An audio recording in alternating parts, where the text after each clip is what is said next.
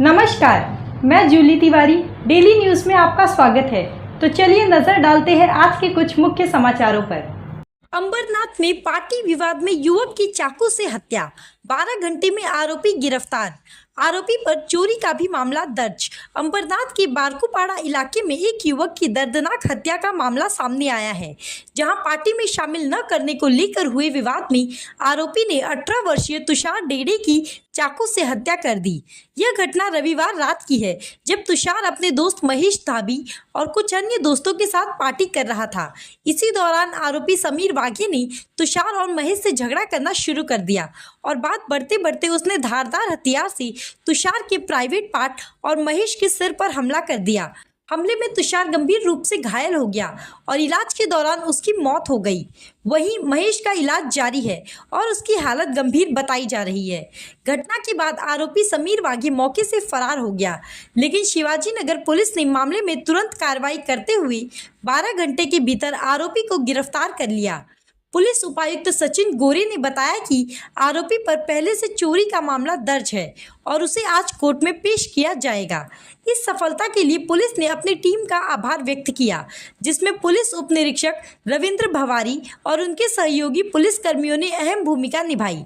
DCP Sachin गोरे ने कहा, हमारी टीम ने तीव्र कार्रवाई करते हुए आरोपी को महज 12 घंटे में पकड़ लिया और न्याय की प्रक्रिया तेज कर दी है।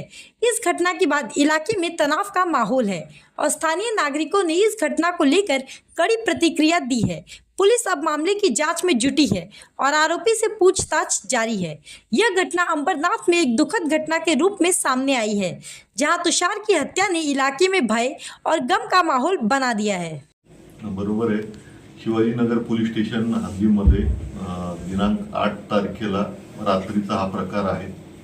यामधलं जे मयत इसम आहेत ते आणि त्यांच्यासोबत आणखी 2 त्यांच्या घराजवळ जेवणाची पार्टी करत बसले होते। यातला जो आरोपी आहे तिथे आला आणि त्यांनी मलाही तुमच्या पार्टीमध्ये सामील करून घ्या असं त्यांनी सांगितलं। त्यात तिथे वाद झाला। वाद झाल्यानंतर या आरोपीने चाकूने मयत इसमाला वार केले होते। त्यामध्ये त्याचा दवाखान्यात नेल्यानंतर मृत्यू झालेला आहे। जशी घटनास्थळी पोहोचून जशी घटना कळाली, घटनास्थळी पोहोचून पोलिसांनी संबंधित घटनेचा तपास सुरू केला आणि जशी माहिती मिळाली त्याप्रमाणे माननीय वरिष्ठांच्या मार्गदर्शनाखाली आपण सदर आरोपीला जे आहे ते काल अटक केलेली आहे। आज रोजी आम्ही न्यायालयासमोर आरोपीला हजर करणार आहोत आणि त्याप्रमाणे पुढील तपास करणार आहोत। सर काही पोलीस रेकॉर्ड आहे का सर?